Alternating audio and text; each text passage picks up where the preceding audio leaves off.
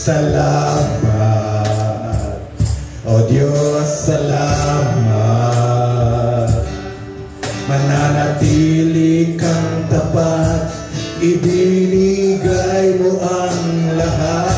Kulang ang buhay ko, pati ang mundo, sa laki at lawak ng pag-ibig mo.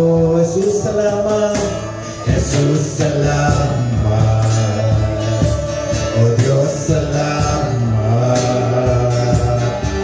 Mananatili kang tapat, ibinigay mo ang lahat. Kulang ang buhay ko, pati ang mundo, sa laki at lawak ng pag-ibig mo.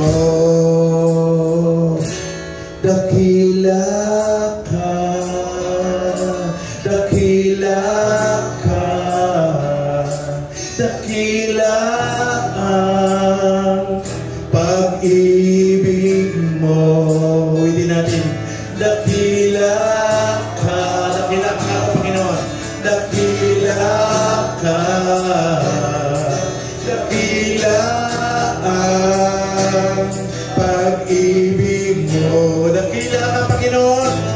Dakila ka, dakila ka, dakila ka, pag-ibig mo. Dakila ka, Panginoon. Dakila ka, dakila ka, dakila ang pag-ibig mo, O Jesus. Hallelujah. Niniwala ba kayo na ang Panginoon ay nandito sa ating kalagitnaan? Dakila ka, Dakila ka, dakila ang pag-ibig mo. Sabihin natin, dakila ka, Panginoon. Dakila ka, dakila ka nga po, Diyos. Dakila ka, dakila ang pag-ibig mo. Minsan pa, dakila ka, Panginoon. Dakila ka, dakila ka, dakila ang pag-ibig mo, O Jesus. pangalan ng Panginoon. Hallelujah. Napakabuti ng Panginoon sa atin na nakakapagpuri tayo sa Panginoon.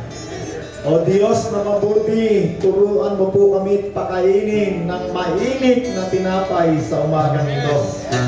Sa tanging pangalan po, Ama, ng Panginoong Jesus. Amen. Amen. Napakapan natin ng Diyos. Marami tayong bisita. Si Pastor On, ang aking kaibigan si Pastor B2On, ayan, mga kapastoran kapatid natin yan. Isang araw, magbabahagi sa atin ng salita ng Diyos yan. Okay, so sen, kilala mo si Pastor. Hey, tuloy natin ang ating kinakain ng mga nakaraang matagal ng araw na ating pinag-aaralan. Anong topic natin ng nakaraang linggo? O nung ilang buwan na yata ito? Tungkol sa mabuti, banal na Espiritu ng Diyos. Ay, ang pinag-aralan natin ng nakaraang linggo tungkol kay David. No, nung siya ay pinili na hari at siya ay pinahira ng langis. Unang Samuel, no, balik lang konti para tuloy-tuloy ulit tayo. 18:14. Unang Samuel 18:14. No? Ito yung ating verse nung si David ay sinamahan ng Diyos. Kaya Soseng, pakiano nga. At anumang kanyang gawin ay nagtatagumpay sapagkat pinapatnubayan siya ng Panginoon. Anuman ang gawin ng isang taong pinapatnubayan ng Diyos, tama ba kayo Soseng? Yeah. Pinapatnubayan ng Panginoon. Ano ba dyan sa verse mo? No? Pinapatnubayan ni Yahweh ng Panginoon. Pinapatnubayan ni Yahweh. Yeah. Ng Diyos, ng Panginoon. Yeah. Anuman ang kanyang gawain, siya'y nagtagumpay. Ay, ano pa yung may isa pa akong verse dito? Genesis 39:2. Hindi natin yata na pag-usapan ito nung nakarang linggo tungkol naman ito kay Jose. Yeah. Pero Jose, sa buong panahon ng paglingkod ni Jose sa bahay ni Potiphar ay pinapatnubayan siya ni Yahweh. Ano man kanyang gawin ay nagtatagumpay. Ayun. Itong si Jose, ano man ang kaniyang gawain, Yeah. dahil sa patnubay, no? Diba ang Espiritu Santo, ang isang tawag sa kanya, patnubay yan, no? Yeah. Kaya lang nung dito sa Old Testament, madalang siyang tawagin Espiritu Santo eh. Pero mayroong pagkakataon, tinatawag siya Espiritu Santo. Lalong-lalo na si Haring David, tinatawag niya. Sabi niya, "Oh God, oh Lord, do not take away your Holy Spirit." Ang Espiritu Santo eh, nandoroon na ang Espiritu ng Diyos. Masama ba o mabuti? No? Sa English, holy. Ang Espiritu ni Kristo, masama ba o mabuti? Mabuti rin.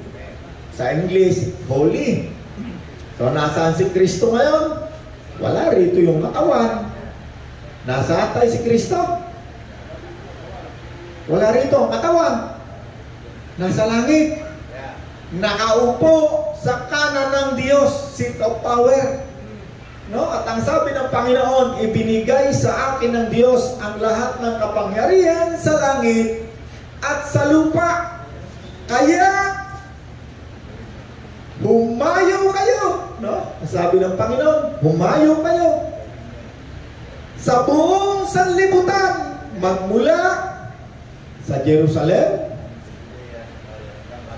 magmula sa Judea, capital city ng Jerusalem, sa Samaria, capital city ng Israel, at hanggang sa Nobeleta. Tingnan nyo, Nobeleta nandun, ano?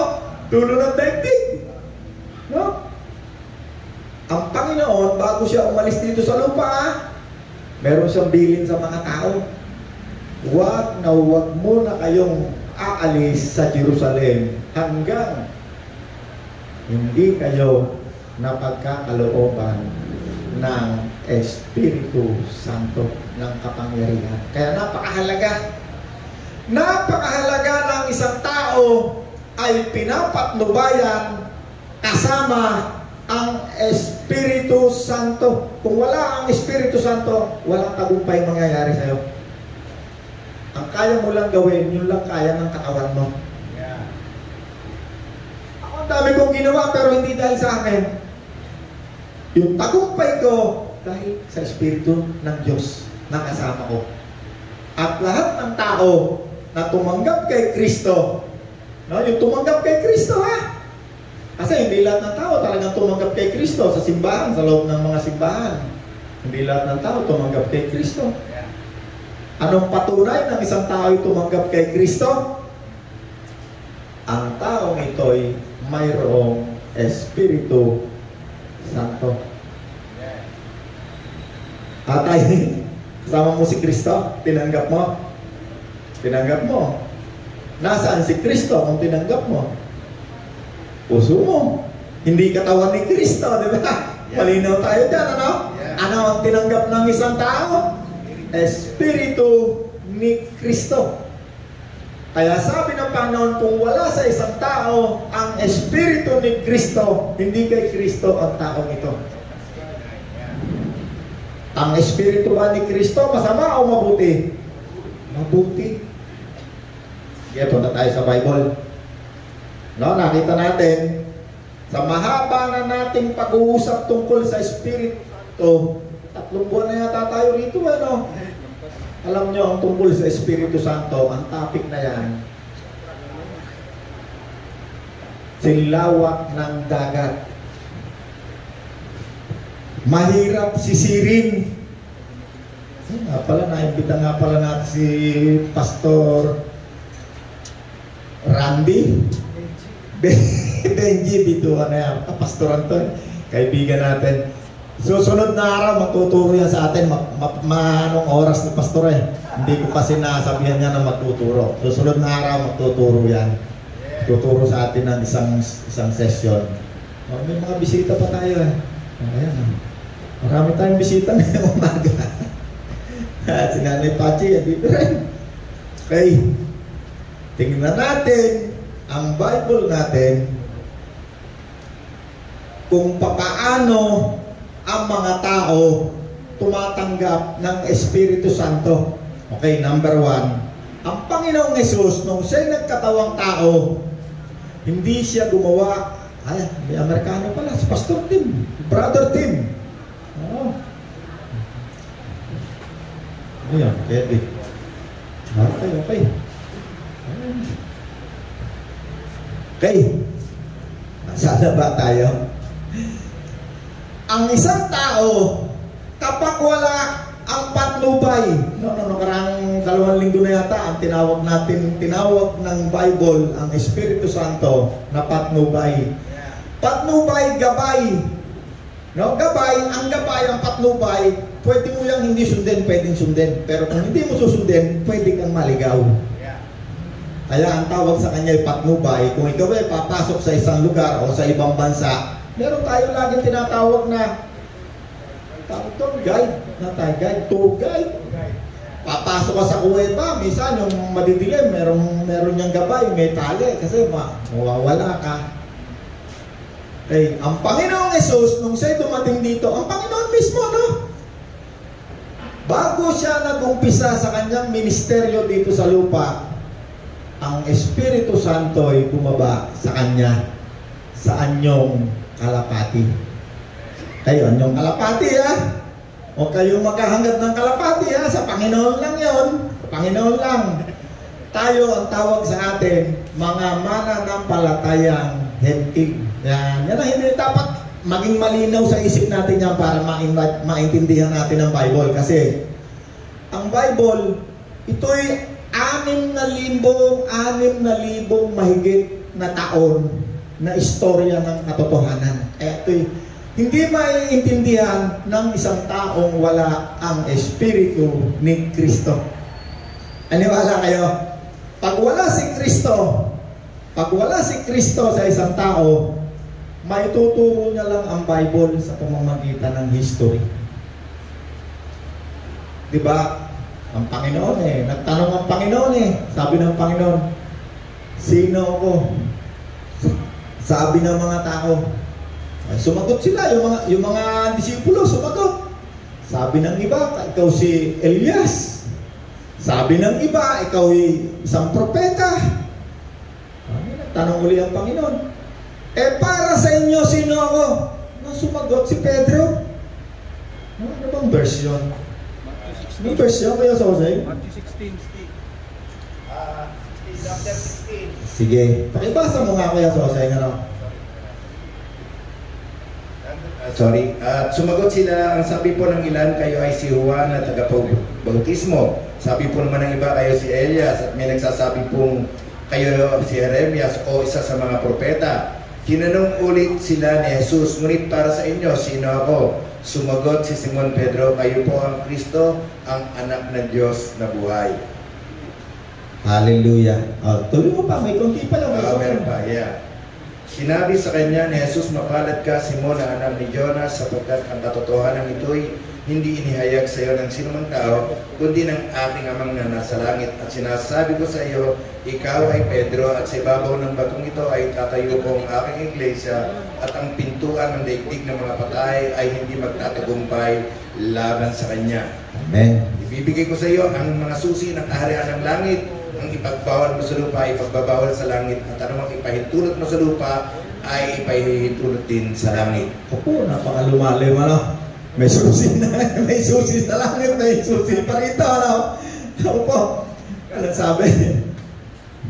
Sumagot si Pedro, ikaw po ang anak ng Diyos na buhay. Ano mo sagot ng Panginoon? Mapalad ka, Pedro. Bakit sinabi ng Panginoon na siya mapalad? Sapagkat itong Pedrong ito, merong nagpapahayag sa kanya. Hindi tao. Sabi ng Panginoon, hindi pinahayag sa inyo ng tao ang revelasyon na yan. Alam nyo, ang isang tao, kapag ang isang tao, walang alam kundi yung mga nagtuturo lamang na libro. Ang daming libro. May punta ka sa mga crusade, paglabas mo ng gate, puro libro bebenta sa'yo. Diba? Puro libro. Kapag ang isang tao, walang revelation galing sa Diyos, wala siyang matututunan kundi ang turo lamang ng religion niya. Bawat sekta ng religion, meron niyang tinatawag na blue book. Sekta. Blue book. Ang tawag doon, doktrina. Alam sabi ng Panginoon kay Pedro, mapalad ka, Pedro. Bakit? Sapagkat ang kaalaman mong iyan tungkol sa akin ay nireveal sa iyo ng aking Ama. No? Ano sabi ni Pedro tungkol sa Panginoon? Ikaw po ang anak ng Diyos na buhay. Alam niyo ba ang banal na Espiritu, kung sino ang i-reveal niya sa atin, kung kayo'y mayroong revelation, ang ipapahayag niya sa inyo ay si Kristo. Makikilala natin si Kristo ng lubos-lubosan. Napag-aralan na natin yan sa mga nakaraang araw. Okay, tingnan naman natin ngayon, paano ba ang Espiritu Santo ay natatanggap ngayon ng mga tao? No, di ba ang Panginoon nung siya bago umalis, hiningahan niya ang kanyang mga disipulo tanggapin ninyo ang Espiritu Santo at sila ay hiningahan niya. No, maraming tao ginagaya nila yung mga ginagawa ng Panginoon Kalangarni ko lang kayo na hinihinga, kahit bad breath hinihinga Sino ba gusto na Espiritu Santo? Palalapitin. Bakit ginagaya nila ang Panginoon? Ginagaya nila. Bakit? Kasi ang Bible, hindi nila naintindihan. Hindi nila na-separate yung mananampalatayang Hudyo, mananampalatayang Hentil. Ang Bible, pag hindi mo ito naintindihan, hindi ito makakabuti sa'yo, lalo ito makakasama. Halimbawa, basa si Nanay. Mari lang Nanay Pachi Ako si Nanay Pachi, habang buhay na yung buhay. Basa ng Bible. Nabasa ni Nanay Pachi, huwag mong tataniman ng iyong bukid sa ika-7 taon. Pagka hindi naintindihan ni Nanay Pachi malulugi yan. Bakit? 7 taon, hindi magtatanim ang kanyang sakahan. Sabi naman ni Kuya Roseng, abay, huwag mong aahitin ang iyong balbas. Abay, di parang si Mustafa. Kaya ang Bible, pag hindi mo ito naintindihan, hindi ito makakabuti sa'yo, makakasama. At ang number 1 mong dapat gawin para maintindihan mo ang Bible, tatanggapin mo si Kristo bilang Panginoon at tagapagligtas. Magsisisi sa iyong mga kasalanan, maniniwala sa ginawa ni Jesus sa iyo, sa krus ng Kalbaryo, siya'y namatay, binayaran ng kasalanan ni Tatay, ako at tayong lahat. At siya'y muling nabuhay, umakyat sa langit, isang araw, babalik. Babalik siya. Sino naniniwala sa'yo babalik? Yan. Sino tumanggap kay Kristo? Taas ang kamay. Yan. Hallelujah. Sabi ng Panginoon, tungkol sa Espiritu Santo, hindi ito matatanggap ng mga taong makamundo sapagkat siya ay hindi nakikita. John 14 verse 15. Kaya saan pakibasa mo? Kung iniibig niyo ako, tutuparin niyo ang aking mga tinuturo. Dadalangin ako sa Ama upang kayo bigyan niya ng isa pang tagapagtanggol na magiging kasama niyo magpakailan pa man. Siya ang Espiritu ng katotohanan na hindi matanggap ng sanlibutan sapagkat siya ay hindi nakikilala ng sanlibutan. Sapagkat siya ay hindi nakikilala ng sanlibutan. O nakikilala ng sanlibutan. Okay, number 1. Kaya saglit na hold ko yun. Ang Espiritu Santo, hindi nakikita ng mata. Yes. Hindi siya nakikita ng mata. Kaya nung ang Panginoon ay nabuhay muli sa aklat ng Juan, merong 40 days ang Panginoon bago umakyat sa langit. Alam niyo kung anong ginawa niya? Nagtuturo ang Panginoon sa loob ng 40 days tungkol sa Espiritu Santo at sa paghahari ng Diyos. Napakabigat na topic. Kasi ang Panginoon, nung siya'y nabubuhay pa, nandito pa sa lupa, nasa lupa pa, buhay ang Panginoon. Hindi siya natiling patay. Sabi ng Panginoon, marami pa akong gustong ituro sa inyo. Pero hindi nyo pa kayang unawain, tanggapin. Pagdating ng Espiritu Santo, sabi niya, siya ang magtuturo sa inyo ng lahat, ng buong katotohanan. Yeah. Alam niyo, maraming tao nagtuturo sa Bible, hindi buo. Malimit, pinuputol. Minsan naman, pinipilipit. Ano na Pache, no? Hindi mo binigay sweldo mo, aling Pache, hindi ka pupunta ng langit. Magiging kang magnanakaw. Alam niyo kung sino sinabihan ng Panginoon nun? Sino sinabihan ng Bible doon? Sa Malakias, mga Hudyo. Kung saan ngayon, nagkakaroon ng matinding gyera. Yung Gaza, yung West Bank, ano, andyan niya, may kinalaman yan dyan sa utos ng Panginoon mula sa Jerusalem, capital city ng Judah, no? Samaria, andyan yung tinatawag nating Gaza, andyan yung gyera ngayon. Yan na, sumali na yung Syria. Ang Iran, ito na rin, dadakma na. Ito na rin ang China, tsaka Russia. Naku po, magbubuhol-buhol na. Pero sabi ng Panginoon, huwag kayong matakot. Dapat mangyari ang lahat ng ito. Ano sabi ng Panginoon sa lahat ng tumanggap kay Kristo? Huwag kayong mangamba. Dapat mangyari ang lahat ng iyan. Bakit? Ang lahat ng iyan ay mga palatandaan na si Kristo'y nariyan na papapunta na ngayon muli dito sa daigdig. Sino yung mga naglalaban-laban na yan? Walang naglalaban dyan kundi ang kabayong itim, kabayong pula, kabayong maputla. Ano yun? Demokrasya, komunista, Muslim. Yan tatlo na yung naglalaban-laban dyan.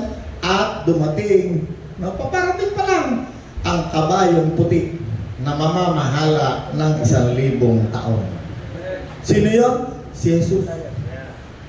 Pag ang Espiritu Santo dumating, isang ituturo niya, sabi niya, ituturo niya sa inyo ang mga mangyayari. May revelation. May magre-reveal.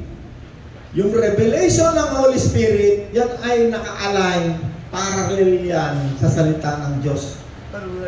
Wala siyang ituturo na kasalungat sa Bible. Wala. Ang sasalungat lang dyan kapag ang nagturo ay tao. No? Kaya ang sabi ng Panginoon kay Pedro, mapalad ka Pedro, sapagkat hindi tao ang nagturo sa iyo. Naniwala ba kayo pag pumunta tayo sa simbahan, minsan nagtuturo tao? Pero minsan, Espiritu Santo. Malimit, Espiritu Santo. Siyempre, pag si pastor nagturo, mga pastor.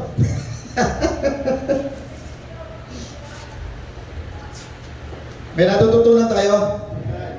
Okay, number 1, ang gabay, ang Espiritu Santo, kapag kasama mo, ang lahat ng iyong gagawin sa iyong ministeryo, kahit hindi sa ministeryo mo, ikaw ay magtatagumpay.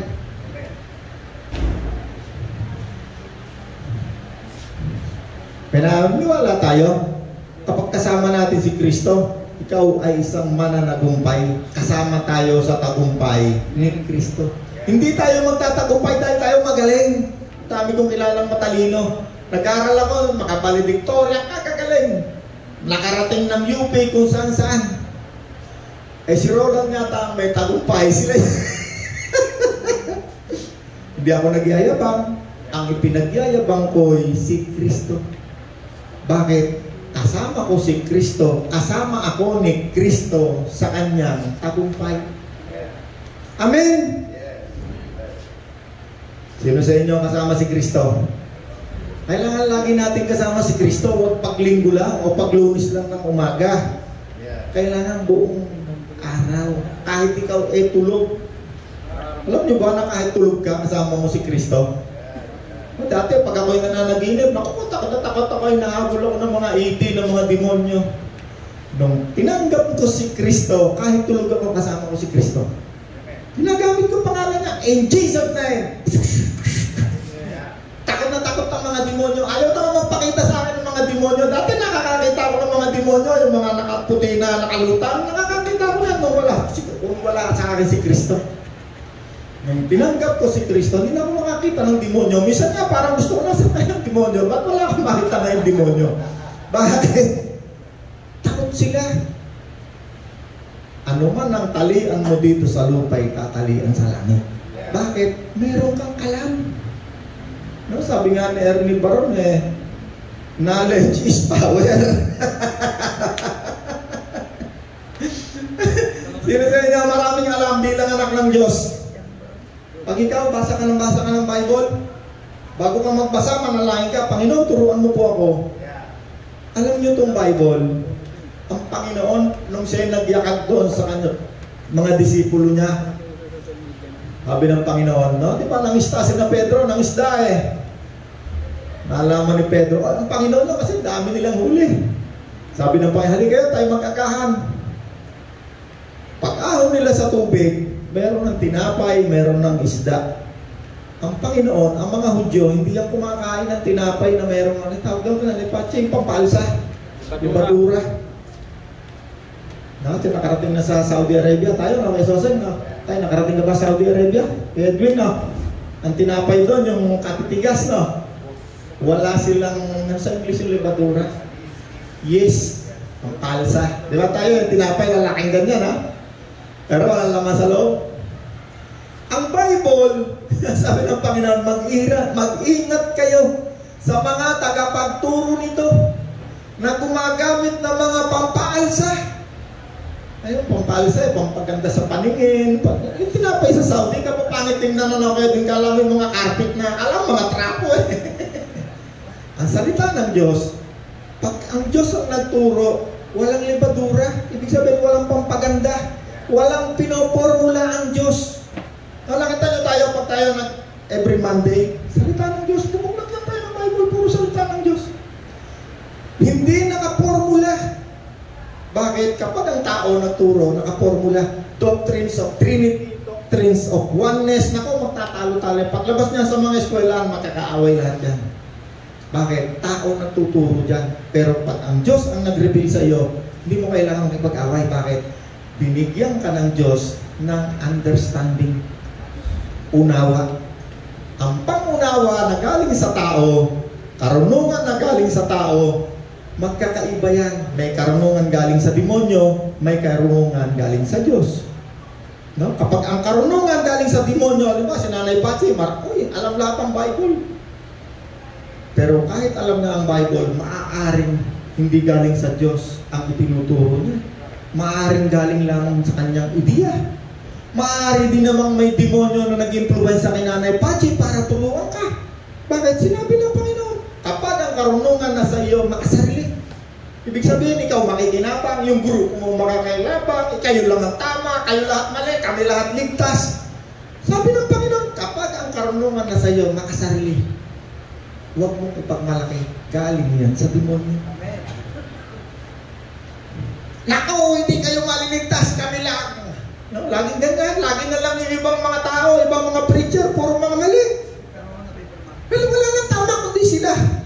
Pag pumunta ka na sa ibang church, sasabihin, ako, punta kayo ka sa toilet church. Wala nang magaling kundi siya. O yung mga ikapuno, na pandemic, ikapo ang gusto ko rin.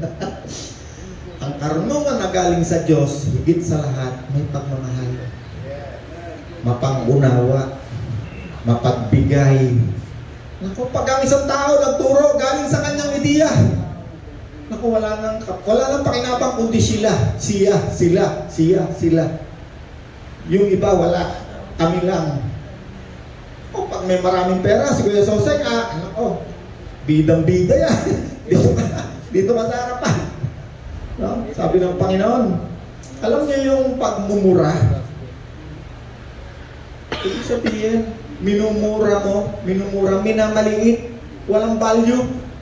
Kapag ang isang mayaman, ikaw pinapunta mo sa harapan niya, tapos yung ikang maliit ay nilagay mo sa likuran, yung mga hindi magagandang damit, sabi ng Panginoon, mortal sin.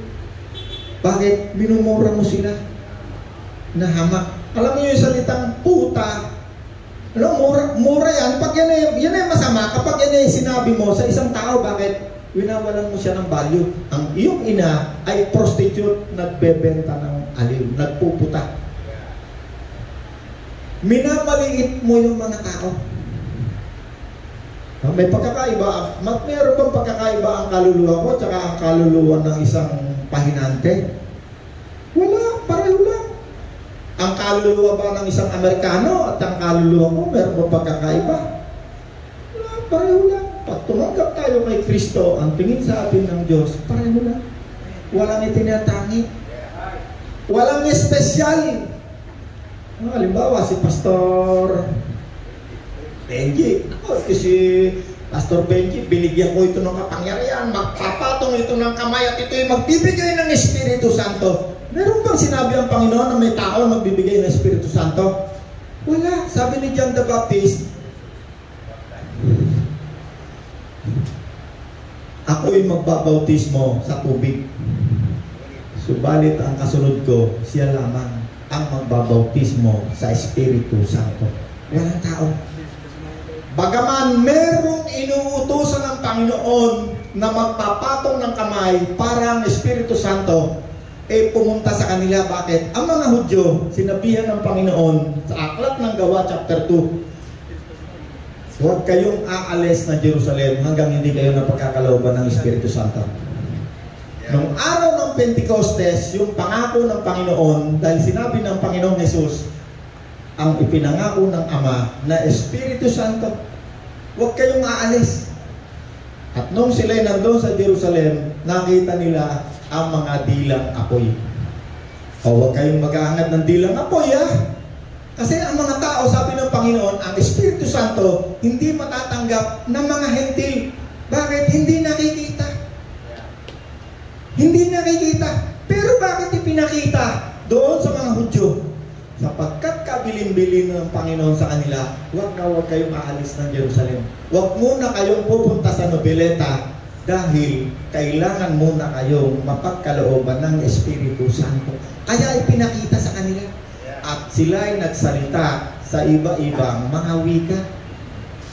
No, kaya sabi na Apostol Pablo, hindi nyo ba alam na ang inyong mga katawan ay templo ng Espiritu Santo? Kasi kapag ang isang hentil, hindi siya naniwala na wala ang Espiritu Santo sa kanya, gagawa yan ng masama. Ang Espiritu Santo, ang Espiritu ni Kristo, ang Espiritu ng Diyos, kapag tinanggap mo si Kristo, nandiyan dyan sa iyo, sabi ni Kristo, hindi kita iiwan, hindi kita pababayaan kailanman. Hindi na aalis. Paano kaya Roland, kung nakagawa ako kagabi ng kasalanan, umalis ba? Umaalis ba ang Panginoon? Pag nangako ba ang Panginoon, totoo hindi? Palagay nyo, Benji, Reggie, tinanggap mo si Kristo? Si Kristo kasama mo. Ang Diyos, ang Ama ni Kristo, ang Diyos at ang Ama, laging magkasama, hindi na nag-iwalay kailanman. Bago siya nagkatawang tao, sila ay magkasama, lalangin natin ang daigdig, lalangin natin ang tao. Magkasama sila. At nagkatawang tao siya, katawan, bumabaan yung kalapati, magkasama. Umakyat sa langit, magkasama pa rin. Bababa uli, kasama pa rin niya. Bakit? Ang Espiritu na tinanggap ni Jesus, yun din ang Espiritong nandiyan dyan sa ating katawan na siya muli ring bubuhay sa katawan natin na katulad ng pagbuhay ng Espiritong ito sa katawan ni Jesus na namatay. At siyang nagupo sa kanya sa kanan ng Diyos sa langit. Ito na, may verse tayo no. Hindi katang-isip yan. Lahat ng ating pinag-aaralan dito may verse. Meron tayong binabasa. Okay. Tingnan natin unang Juan 2:23. Kuya Roseng, tuloy mo yung binasa mo. Andiyan na yan eh. 2:23. Unang 1:2:20. Ang di ko kilala sa anak ay di rin kumikilala sa ama. Kapag inilala nino man ang anak, kinikilala rin niya ang ama. John 14:23. Kuya Roseng. John 14:23. Okay, sorry ito. John 14:23. Arugtong niya ng binasa mo kanina. Sumagot Kung mahal niyo ako, Yeah, susundin niyo ang utos ko. Sumagot si Jesus, ang umiibig sa akin ay tumutupad ng aking salita. Iibigin siya ng aking ama at kami tatahan at mananatili sa kanya. Ayun! Sino yung kasama ng Panginoon na kami? Ang kanyang ama. Yeah. Ay pupunta at mananahan sa iyo. Yeah. No? Merong numbers doon eh, bago dumating dyan eh. Yeah. Siya'y makakasama ninyo magpakailan pa man. Kasama ninyo siya at sasain niyo siya kailan pa man. Hindi na niya tayo iiwanan. Pero naniniwala ka na si Jesus kasama mo? Nandiyan dyan sa katawan na yan. 17 yun, Brad. Oo. Basahin ko. Teka lang, toyo sa inyo. Sample lang, ano? Sample ko lang, ha? Pangalawa. Ano na? Si Jojit, ang tao, katawang laman, katawang kaluluwa, katawang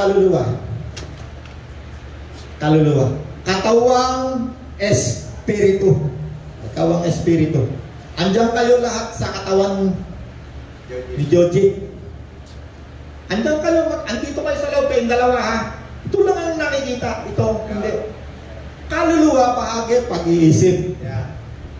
Yan ang nagpapagalaw sa katawan.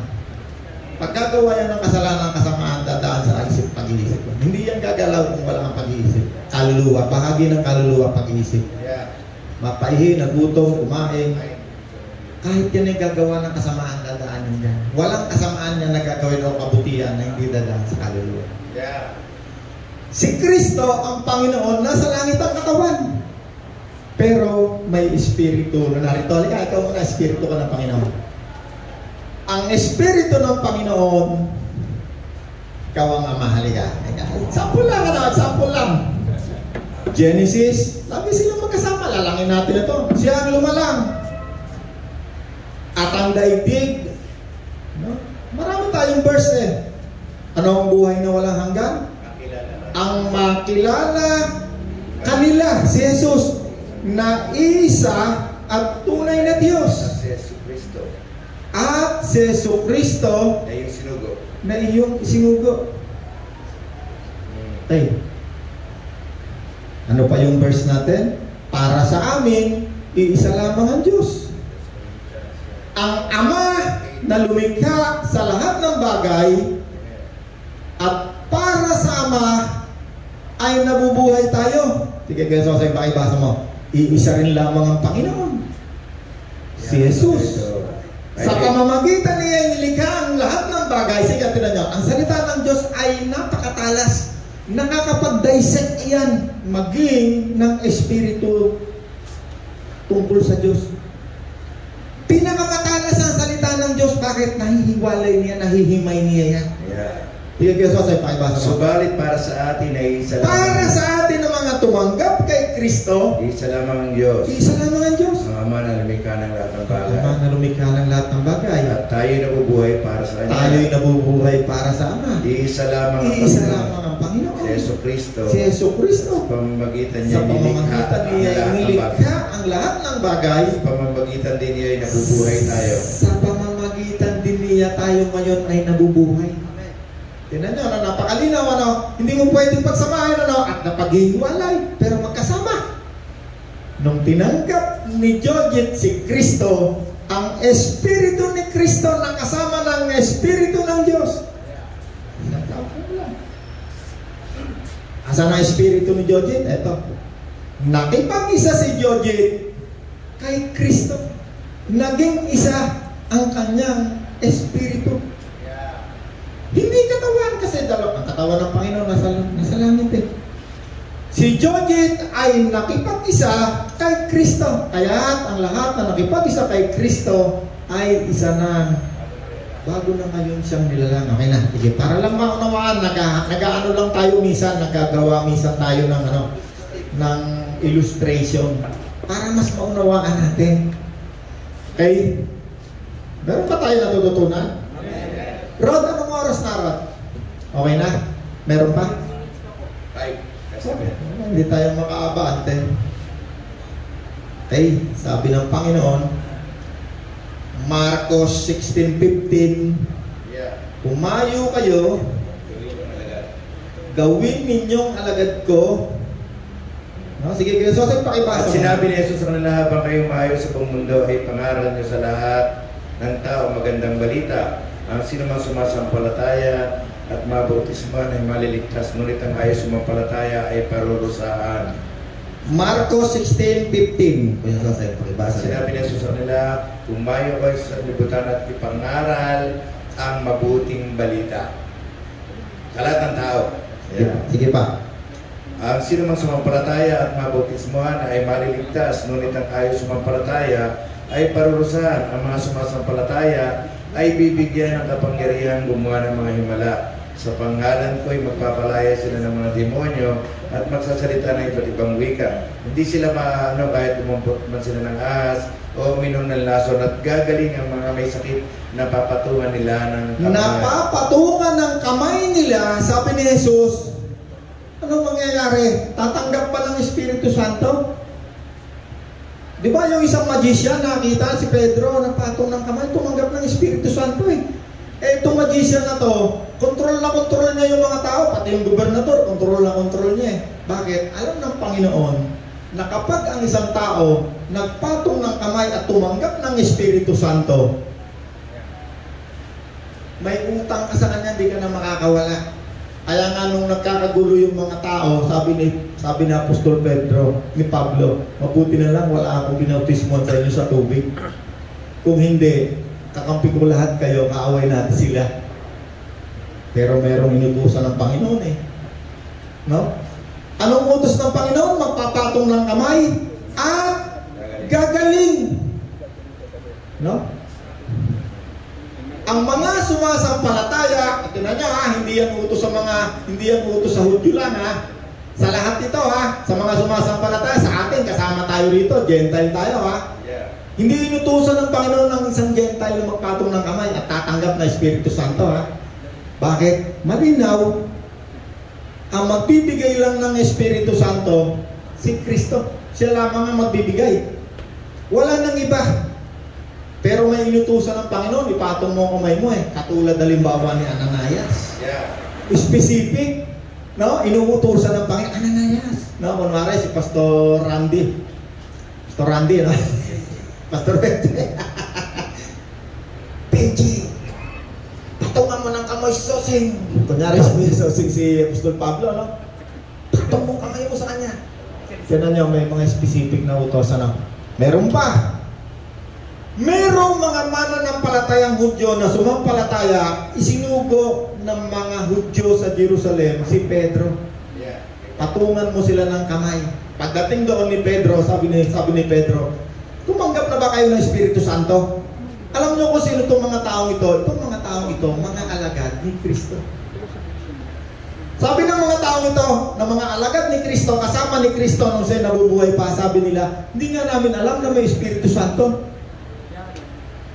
Tignan nyo ha, ang mga Hudyo ha, nung panahon ni Kristo, pag tumanggap ng Espiritu Santo, may ebidensya nakikita. Minsan, tumanggap na, nayanig yung ano. Bakit? Kasi yun ay palatandaan, kabiling-bili na ni Kristo.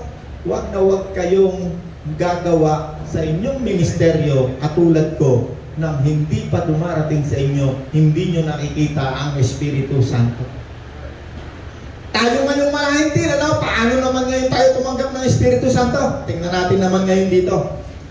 Merong itinanong si Pedro sa Galatia chapter 3 verse 2. So, saan pakibasa? August na ang oras natin. Gusto ko lang matapos to kasi tayo Chapter 3 verse 2. Sabi rito, Sabihin nga ninyo, tinanggap ba ninyo ang Espiritu sa pamamagitan ng mga gawa ayon sa utusan, sa pamamagitan ng inyong pananampalataya sa inyong narinig tungkol kay Kristo? Okay, paano nyo tinanggap ang Espiritu Santo? Di ba dahil sa inyong pananampalataya? 5. Bakit pinagkakalob sa inyo ng Diyos ang Espiritu? Bakit ba siya gumagawa ng himala? Dahil ba sa inyong mga gawa ayon sa utusan o dahil sa inyong pananalig na inyong narinig tungkol kay Kristo? Okay, dahil sa pananampalataya tungkol kay Kristo. Okay, meron pa kayo sa Efeso 1:13. Efeso 1:13. 1:13 na yan.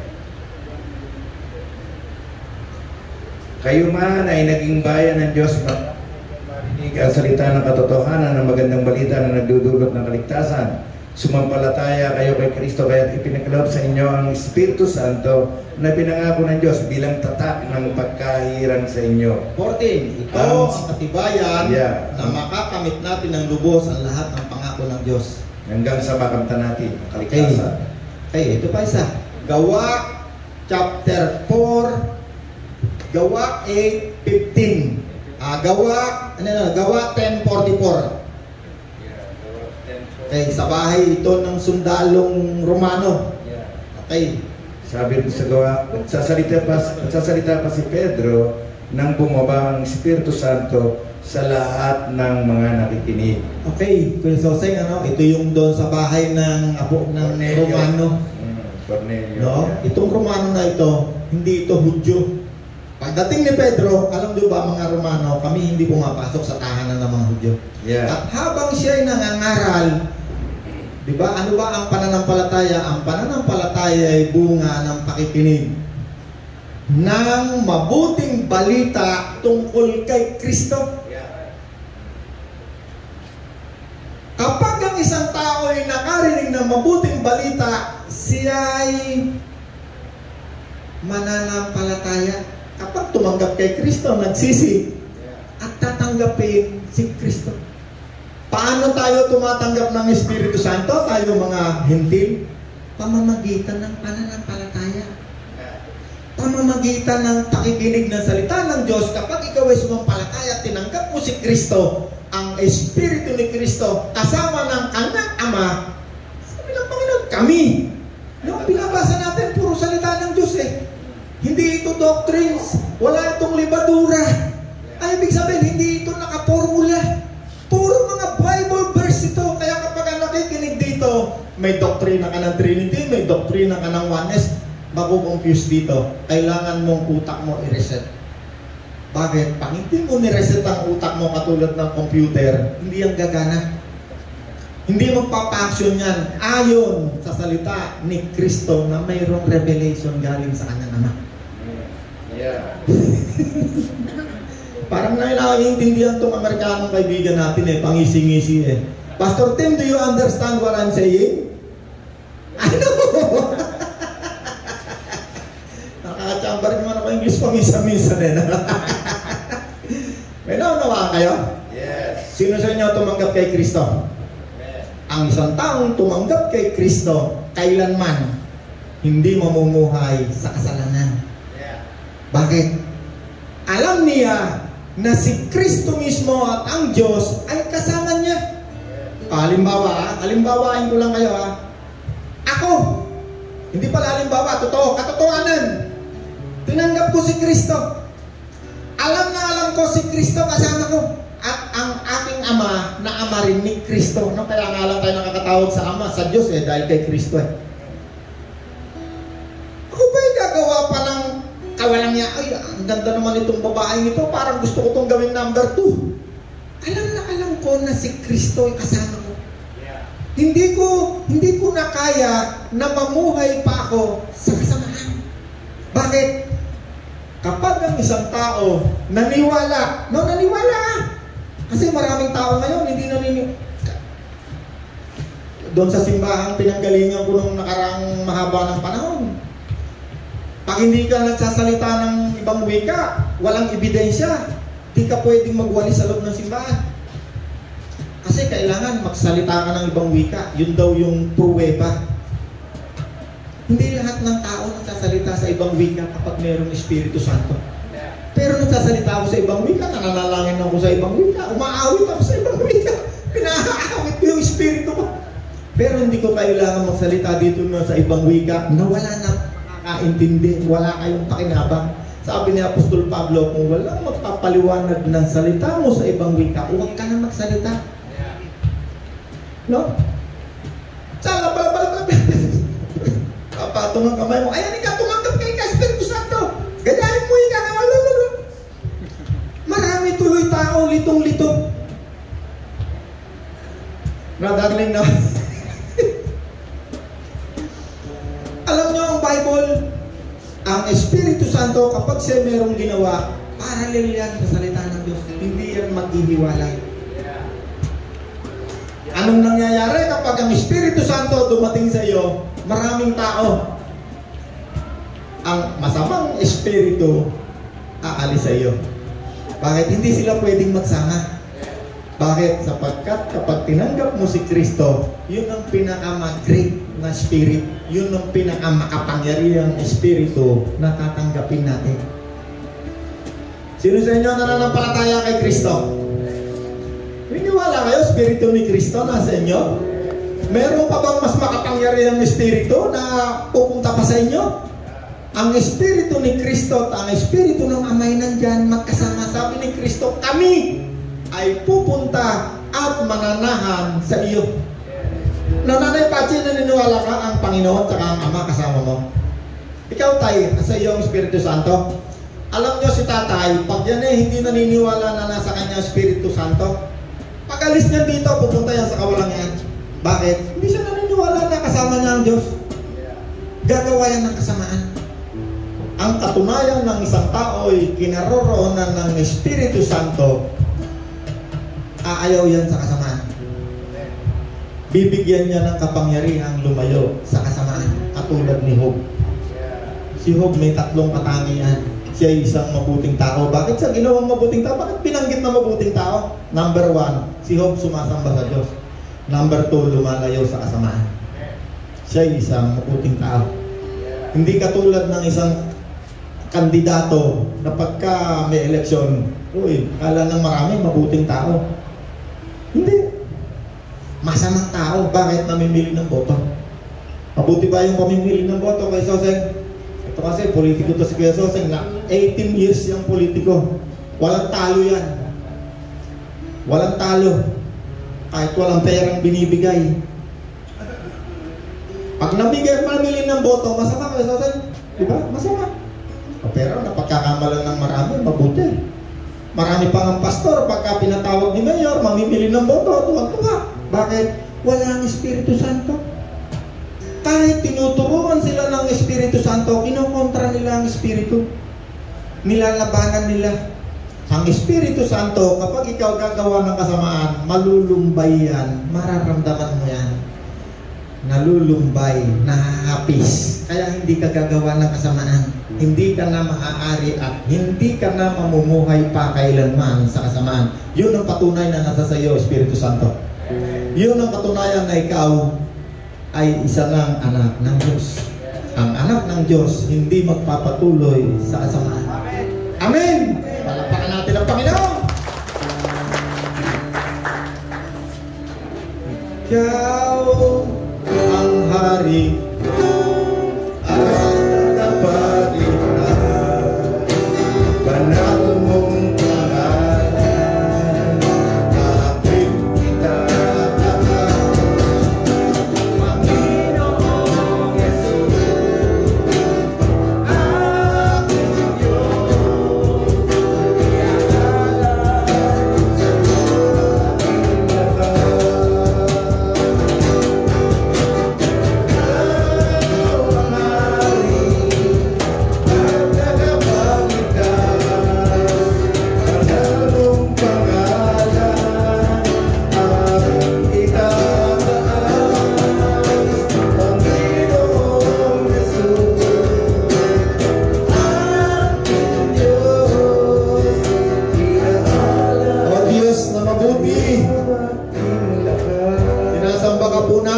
sa iyo aking lakas. Gamitin mo po ang salaping ito upang tumulong sa aming kapwa magmahal Salamat po sa mga biyaya at pagpapala na inyong gagawin sa aming buhay.